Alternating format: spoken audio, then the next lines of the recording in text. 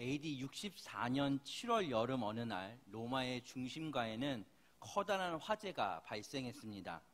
잘 알려진 대로 이 화재는 로마의 네로 황제가 저지른 방화였습니다. 그는 불타는 로마의 도시를 바라보면서 광적으로 춤을 추면서 시를 지어 노래했다고 역사는 기록하고 있습니다. 그런데 이 방화에 성난 로마 군중들의 항의가 시작되자 그에게는 희생양이 필요했고 그 희생양들이 바로 크리스찬들이 방화의 주인공이라고 소문을 내기 시작했습니다. 따라서 줄줄이 그리스도인들이 잡혀가 로마의 원형 경기장에서 사자의 밥이 되거나 혹은 더러 십자가에서 참수를 당하기도 했습니다. 그리하여 대부분의 크리스찬들은 로마를 떠나게 되어버렸습니다. 로마를 떠난 사람들은 소아시아로 찾아갔습니다. 소아시아의 앞열 바위굴 속에 들어가 피신해서 그들은 그들의 새로운 생활을 시작하게 되었습니다. 그렇게 깊은 굴 속으로 피신했던 그들은 다시는 이 세상을 구경하지 못하리라 생각했습니다. 바로 이때 흩어진 그리스도인 가운데 지도자로 추앙을 받던 예수님의 제자 베드로가 그들에게 편지 한 장을 쓰게 됩니다. 이것이 바로 오늘 본문 베드로 전서의 배경입니다. 베드로 전서 1장 1절을 보시면 이렇게 말씀하고 있습니다. 예수 그리스도의 사도 베드로는 본도, 갈라디아, 갑바도기아, 아시아와 비두니아에 흩어진 나그네라고 말하고 있습니다. 이 도시들 가운데 보면 갑바도기라는 지명이 보이실 것입니다. 제가 나중에 한번 꼭 여행을 가보고 싶은 도시 중에 한 도시입니다. 이곳이 바로 소아시아의 바위 굴속입니다. 이곳은 도시 전체가 거대한 바위의 굴로 만들어져 있다고 합니다. 거기서 로마 황제 바케레피에 그리스도인들이 모여 공동생활을 시작했던 것입니다. 그러면서 베드로는 2절에 예수 그리스도의 핏부림을 얻기 위하여 택하심을 받은 자들에게 편지하노니 은혜와 평강이 너에게 더욱 많을지어다 라고 말씀하고 있습니다. 저는 이 베드로전서의 배경을 살펴보면서 지금이 우리가 갑바도기아라는 큰 굴에 살고 있지 않은가라는 생각을 하게 되었습니다. 2020년 1월 말 코로나라는 전염병이 유행하였습니다. 이 전염병은 2월 중순부터 우리나라에도 큰 영향을 미쳤습니다. 그리고 현재까지 많은 어려움을 겪고 있습니다. 그리고 이 어려움은 우리의 신앙생활까지도 어렵게 하고 있습니다. 제가 길게 사역은 하지 않았지만 이런 일을 겪어보는 것이 처음이라 사실 당황스럽기도 하였습니다. 물론 이것으로 인하여 믿음에 대한 생각을 많이 하는 계기가 되지 않았나 생각을 하게 됩니다. 그런데 문제는 믿지 않는 사람들이 믿는 우리를 보는 시선들이었습니다. 우리가 마치 사회의 방침도 따르지 않고 마음대로 전염병을 옮기는 사람들처럼 그렇게 보여지고 있다는 것입니다. 물론 대처를 잘못한 몇몇 교회도 있었지만 모든 교회가 그렇게 하지는 않았는데 마치 세상의 모든 교인들이 그런 것처럼 이야기되면서 사회는 그리스도인들에게 점점 따가운 시선을 보내게 되지 않았나 싶습니다. 그러면서 우리가 신앙생활을 하는 것을 예전에는 남들에게 이야기하였지만 지금에는 남들에게도 이야기하지 못하고 떳떳하게 교회를 갔지만 이제는 떳떳하게까지도 교회를 가지 못하는 모습들이 우리 안에도 생겨나지 않았나 싶은 것입니다. 어찌 보면 이런 모든 것들이 로마의 황제 바케레피에서 숨어버렸던 그분들의 심정이 저희들에게도 고스란히 전달되지 않았나 싶은 것입니다. 베드로는 당시에 그리스도인들에게 편지를 썼던 것처럼 오늘을 살고 있는 우리에게도 우리가 아직 희망을 갖고 살아야 할 충분한 이유가 있다고 본문에서 선포하고 있습니다. 그렇다면 우리가 희망을 갖고 살아야 할 이유는 무엇일까요? 먼저 본문 3절을 보시면 우리 3절 한번 다 같이 다시 한번 읽어보도록 하겠습니다. 찬송하리로다 우리 주 예수 그리스도의 아버지 하나님이 그 많으신 긍휼대로 예수 그리스도의 죽은 자 가운데서 부활하심으로 말미암아 우리를 거듭나게 하사 산 소망이 있게 하시며 아멘. 베드로는 우리가 이 3절에서 주목해야 할 단어는 바로 마지막에 등장했던 산 소망이라는 것입니다. 살아있는 소망, 영어로는 리빙 홉이라고 하는데요. 베드로는 모든 것을 포기하고 흩어졌던 당시의 그리스도인들에게 그들이 아직도 희망을 갖고 살아야 할 이유가 있다고 말하고 있는 것입니다. 그리고 이것은 현재를 살고 있는 우리에게도 역시 희망이 있다고 말하고 있습니다. 그렇다면 우리가 이렇게 희망을 갖고 살아야 할 이유는 무엇 때문일까요? 바로 첫째로 부활의 증거 되시는 예수님이 있기 때문입니다. 십자가 사건 이후 전후로 하여 예수님의 제자들은 풍비박산이 되어 공동체는 완전히 붕괴된 상태에 이르렀습니다.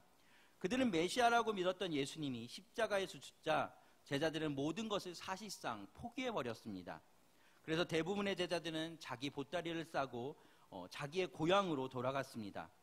그리고 예수와 함께했던 시간들을 잃어버리자고 그들은 그렇게 약속한 듯 흩어져 버렸습니다. 흩어져 간 제자들, 사라진 제자들이었는데 어느 한순간 그 제자들은 예루살렘으로 다시 모이기 시작했습니다. 그리고 그들은 목숨을 걸고 복음을 증거하는 새로운 공동체로 그들은 다시 태어났습니다.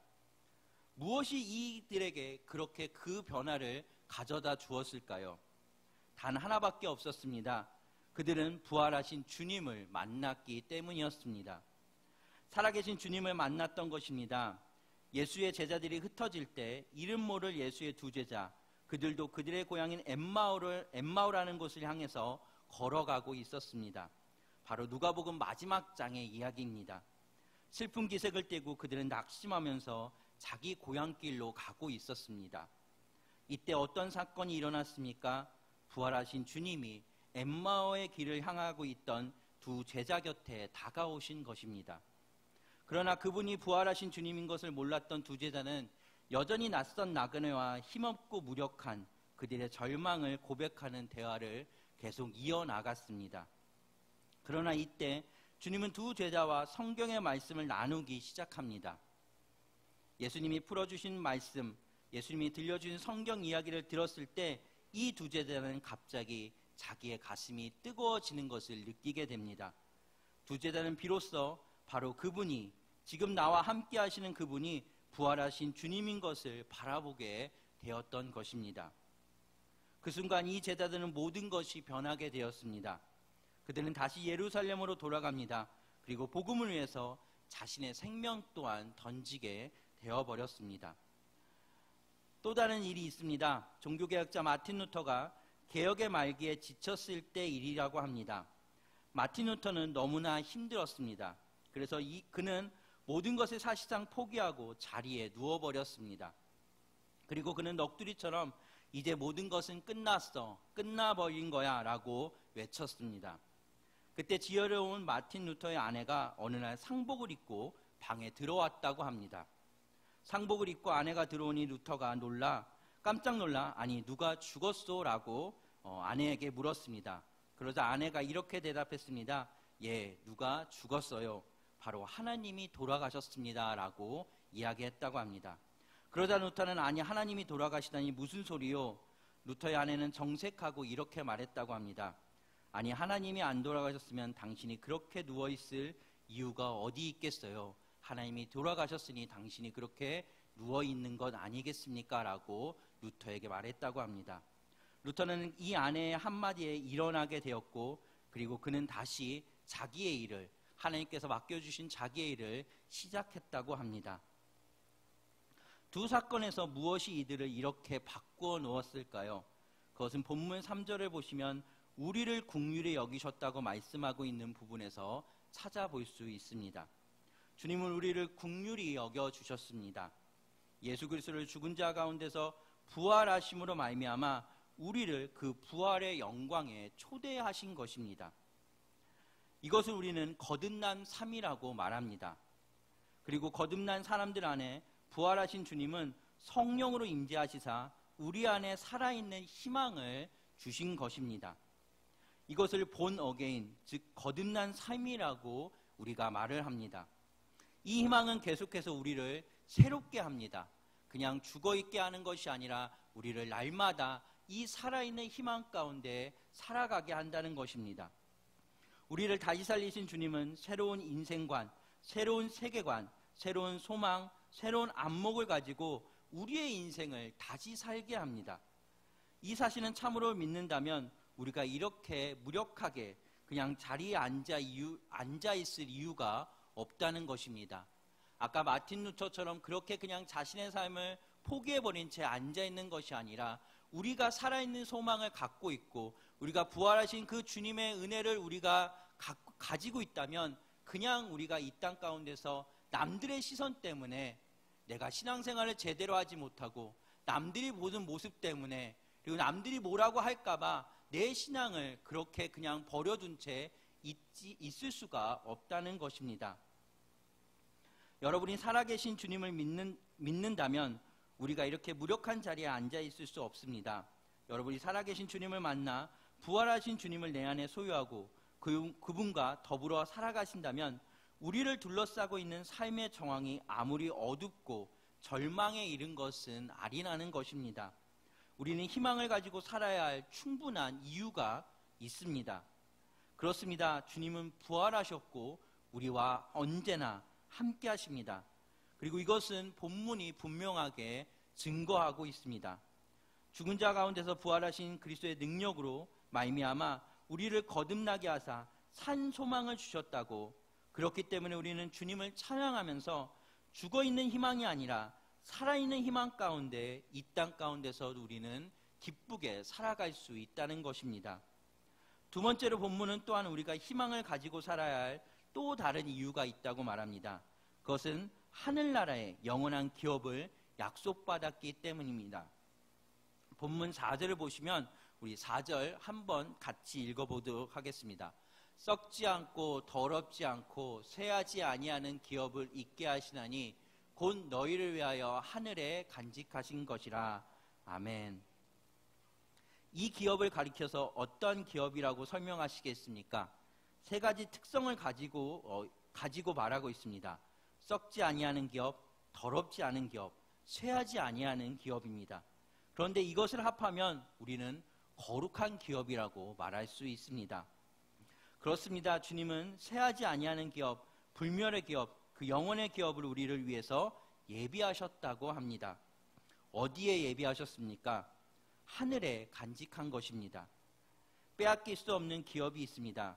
결코 빼앗기지 않는 영원한 기업을 주께서 우리를 위해서 예비하셨다는 것입니다. 그렇다면 이 소망의 기업을 어떻게 하나님이 보장하셨습니까? 5절에 그 답을 말하고 있습니다. 5절 하반절을 보시면 하나님의 능력으로 보호하심을 받았다라고 그렇게 말씀하고 있습니다. 우리 하나님은 어떠한 하나님이십니까? 전지하시고 전능하시며 어디에나 계시는 하나님, 모든 것을 다 아시고 모든 것을 행하시는 그분의 능력으로 우리의 기업을 보호하고 있다는 것입니다. 이 기업, 잠시 잠깐의 기업이 아닙니다. 바로 영원한 기업인 것입니다. 천국의 소망을 크게 품고 살았던 시기는 1세기의 그리스도인이 아닐까라는 생각을 하게 됩니다. 혹시 고전 영화이지만 코바디스라는 영화 한번 보셨습니까? 아마도 한 번쯤은 보셨을 거라 생각이 듭니다. 그 영화를 보면서 1세기를 살았던 순교자들의 그 대담한 신앙의 모습이 잘 나오게 됩니다. 특히나 찬양을 부르면서 원형 경기장에서 사대들에게 먹이가 되는 장면이 나오게 됩니다. 설교를 준비하면서 그 장면이 생각이 나게 되었습니다. 두려움에 떨고 있었던 사람들이 자신의 죽음을 목전 앞에 두고 있으면서도 찬양을 부르며 담대하게 있을 수 있는 이유는 바로 그들 가운데 천국의 신앙이 있었기 때문이었습니다. 바로 이 천국의 신앙이 우리 삶을 바꾸어 주게 됩니다. 천국을 믿는다면 오늘의 삶이 달라지게 됩니다. 내가 이 땅에서 좀 손해를 봐도 지금 당장 조금 잊어버려도 주께서 영원한 것을 준비하셨다는 소망으로 우리가 살아갈 수 있게 된다는 것입니다. 이 설교를 준비하면서 천국에 대해 더 쉽게 전하는 예는 무엇일까라는 생각을 하게 되었습니다. 제가 생각한 예는 돌아갈 고향 혹은 그리운 어머니의 품으로 생각하게 되었습니다. 우리가 추석 혹은 구정 때 고속도로가 꽉 메어지지 않습니까? 고향 가시는 분들이 아마 그 고생을 하면 내려가면서 많은 사람들이 그런 결심을 할 것이라 생각합니다. 내가 다시는 고향에 가나 봐라. 금년이 마지막이다. 그리고 다음에 또 갑니다. 바로 저희 아버지가 그랬습니다. 저희 아버지 고향집은 전라남도하고도 광주하고도 보성입니다. 광주에서도 2시간 더 가는 거리입니다. 제가 어렸을 때 한 기억이 있습니다. 서울에서 출발해서 20시간이 걸려서야 고향에 도착했던, 그러니까 아버지 고향에 도착했던 그 기억이 있습니다. 그런데 그때 아버지가 하신 말씀입니다. 내가 다시는 고향에 가나 봐라. 그런데 그 다음 연도에 또 가시더라고요. 근데 왜 그렇게 고향 땅에 가게 될까요? 고향에 딱 도착하는 순간 그 모든 것을 잊어버리기 때문입니다. 어머니를 보는 순간 자기에게 있던 고통은 다 잊어버리고 그냥 그 안에서 즐겁고 행복했던, 자신들이 어렸을 때 누렸던 그 부모님의 품 안에서 자신들이 있었던 그 행복했던 순간만이 떠오르기에 그 모든 괴로움 속에서도 그렇게 고향을 찾아갔던 아버지였던 것입니다. 그런데 바로 천국이 이와 같지 않은가라는 생각을 하게 된다는 것입니다. 이처럼 우리에게 천국의 영원한 소망이 확실한 것이라면 그 길에서 우리가 겪는 작은 어려움 견딜만 하지 않을까요? 20시간이 돼서 걸어갔던 그 아버지의 모습처럼 우리 역시 우리가 천국으로 하는 그 여정 속에 우리에게 있는 어려움이 혹은 큰 어려움일지라도 우리가 견뎌낼 수 있지 않을까 하는 것입니다. 성경은 우리가 이 시대의 고난과 어려움에도 불구하고 우리가 포기할 수 없는 희망을 가지고 살아야 할 이유를 우리에게 말하고 있습니다. 바로 하늘나라의 영원한 기업을 보장하셨다는 것입니다. 이 영원한 기업을 우리가 믿고 그리고 바라보고 있다면 우리가 겪고 있는 이 어려움에서 우리는 충분하게 이겨내고 그리고 승리하며 나아갈 수 있다는 것입니다. 세 번째로 우리가 희망을 포기하지 않고 살아야 할 또 다른 이유에 대해서 말합니다. 그것은 우리의 시련이 가져올 믿음의 유익 때문입니다. 본문 6절을 보시기 바랍니다. 우리 6절 한번 함께 읽어보도록 하겠습니다. 그러므로 너희가 이제 여러 가지 시험을 인하여 잠깐 근심하게 되지 않을 수 없었으나 오히려 크게 기뻐하도다. 아멘. 너희가 여러 가지 시험을 인하여에서 이 여러 가지 시험이라는 단어는 본래 여러 가지 색깔이라는 뜻을 가지고 있다고 합니다. 형형색색의 시험을 우리는 이 땅에서 경험하게 됩니다. 그리고 그 시험 앞에서 우리도 근심합니다. 그런데 성경은 우리가 여러 가지 시험 때문에 근심하게 된다고 말하고 있는데도 그런데 그 근심이라는 한 단어 앞에 무슨 단어가 있었습니까? 우리 6절 다시 한번 잠깐만 띄워주시겠습니까? 네, 근심하게 되지 않을 수 없었으나라는 그 앞에 어떤 단어가 보이십니까? 잠깐이란 단어 보이시지 않으십니까? 바로 잠깐이란 단어가 있습니다. 그리고 그 뒤에 뭐라고 말씀하셨습니까? 오히려 크게 기뻐한다고 말씀하고 있습니다. 7절을 그리고 나서 7절을 보시기 바랍니다. 너희 믿음의 시련이 불로 연단하여도 없어질 금보다 더 귀하여 예수 그리스도에 나타나실 때에 칭찬과 영광과 존귀를 얻게 하려 함이라 라고 말씀하고 있습니다. 7절에 믿음의 시련이라는 말이 나옵니다. 부름받은 하나님의 자녀들에게 있어서는 모든 종류의 시험이 결국 믿음의 시련이라는 것입니다. 우리 믿음을 강화하기 위해서 주께서 허용하신 시련이라는 것입니다. 그래서 어떤 종류의 시험이든 내가 이 시험을 제대로 그리스도인답게 통과한다면 반드시 우리는 믿음의 유익을 얻게 된다는 것입니다.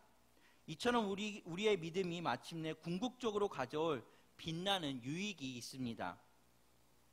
우리에게 이것이 확실하다면 잠시 고난 앞에서도 우리가 이렇게 움츠러들고 위축되어야 할 이유가 전혀 없다는 것입니다. 그렇습니다. 우리가 이런 자세로 살아가야 합니다. 세상에서는 다른 사람들이 살지 않는 자세로 우리는 살아가야 합니다. 바로 이런 자세에 대해서 본서에서는 이렇게 말씀하고 있습니다. 베드로전서 3장 14절부터 16절의 말씀인데요. 제가 읽어드리도록 하겠습니다. 그러나 의를 위하여 고난을 받으며 복 있는 자니 그들이 두려워하는 것을 두려워하지 말며 근심하지 말고 너희 마음에 그리스도를 주로 삼아 거룩하게 하고 너희 속에 있는 소망을 관한 이유를 묻는 자에게는 대답할 것을 항상 준비하되 온유와 두려움을 하고 선한 양심을 가지라. 이는 그리스도 안에 있는 너희의 선행을 욕하는 자들로 그 비방하는 일에 부끄러움을 당하게 하려 함이라. 바로 이런 것으로 현 시대를 살고 있는 사람들과 우리의 모습이 달라져야 한다는 것입니다. 사람들이 우리의 모습을 보고 와서 묻고 우리는 그것에 대해 답을 온유와 두려움으로 준비되어 있어 그들에게 주님의 복음을 전하는 삶을 살아야 한다는 것입니다. 그들의 우리의 모습을 보고 우리의 삶을 궁금하게 여겨서 우리에게 와서 당신이 어떻게 그러한 삶을 살고 계십니까? 라고 물어서 나는 하나님의 은혜 때문에 이러한 삶을 살고 있습니다. 라고 말할 수 있어야 된다는 것입니다. 우리가 매일같이 산소막으로 인해서 이 땅 가운데서 남들은 어렵다, 힘들다, 괴롭다 라고 이야기할 때 나는 기쁘다, 감사하다, 즐겁다 라고 이야기하면서 아니 당신은 이 땅에서 어떻게 그렇게 기쁘고 감사하고 즐겁게 그렇게 살아갈 수 있습니까? 라고 질문을 할 수 있는, 그래서 우리가 두려움과 떨림으로 하나님의 그 은혜를 감사하면서 나는 하나님의 은혜 때문에 나를 위해서 돌아가신 그 예수님 그리고 부활하신 그 예수님의 증거 때문에 나는 항상 기쁩니다. 나는 항상 감사합니다. 나는 항상 즐겁습니다. 라고 그렇게 남들에게 전하는 삶, 그것이 어떤 삶이겠습니까? 예수님께서 이 땅에서 와서 말씀하신 그리스도의 향기를 내뿜는 삶의 모습일 것입니다. 그것은 바로 우리가 산 소망을 가지고 있는 리빙 홉, 우리가 그 살아있는 소망을 가지고 살아가는 사람들의 모습일 것입니다. 우리가 지금 이 코로나 때문에 많은 어려움을 겪고 있고 남들의 눈치를 보면서 우리가 당당하게 그렇게 예배당에 와서 예배도 못 드리고 나는 그리스도인이라고 그렇게 얘기하지 못하는 이 상황에 우리는 살아있는 소망을 가지고 주님께 더더욱 기쁜 마음과 감사하는 마음으로 예배하며 즐겁게 주님을 찬양해야 하는 것입니다. 말씀을 정리하겠습니다. 우리를 둘러싸고 있는 캄캄한 어둠에도 불구하고 내 안에 빼앗기지 않는 소망이 있습니다. 하나님이 우리를 위해서 예비하신 산 소망입니다. 그리고 지금 이 순간 이 시련을 통해서 나를 만들어 가시는 하나님의 손길을 발견할 수 있습니다. 이 손길로 인해 나는 주 앞에 거룩한 자로 세워지고 있는 것입니다. 그리고 마침내 어느 날 주님 앞에 시련을 통과하고 주님 앞에 칭찬받는 자로, 그리고 영광스러운 자로, 그리고 존귀한 자로 세워질 것입니다. 그러므로 우리는 이 시련의 폭풍의 한복판 속에서 주님을 찬양해야 합니다. 제가 항상 마지막에 기도하는 제목이 있습니다. 그 제목은 무엇이냐면 주님, 내가 마지막 주님 앞에 섰을 때 주님이 나를 꼭 안겨주시면서 잘했다 내 종아, 칭찬받는 종이 되게 해주십시오라고 매일 마지막에 기도하는 저의 기도의 제목이 있습니다. 정말로 우리가 마지막 날 주님 앞에 섰을 때 주님이 두 팔 벌려 나를 안아주면서 수고했다, 잘했다 내 종아라고 듣는 저와 여러분이 되시기를 간절히 소망하고 원합니다. 우리가 이 말씀처럼 정말로 살아있는 소망을 이 땅 가운데서 품고 하나님의 말씀 가운데 거하여서 정말로 마지막에 주님께서 두 팔 벌려 안아주시면서 잘했다 내 종아라고 우리가 그렇게 칭찬받는 저와 여러분이 되시기를 간절히 소망하고 원합니다.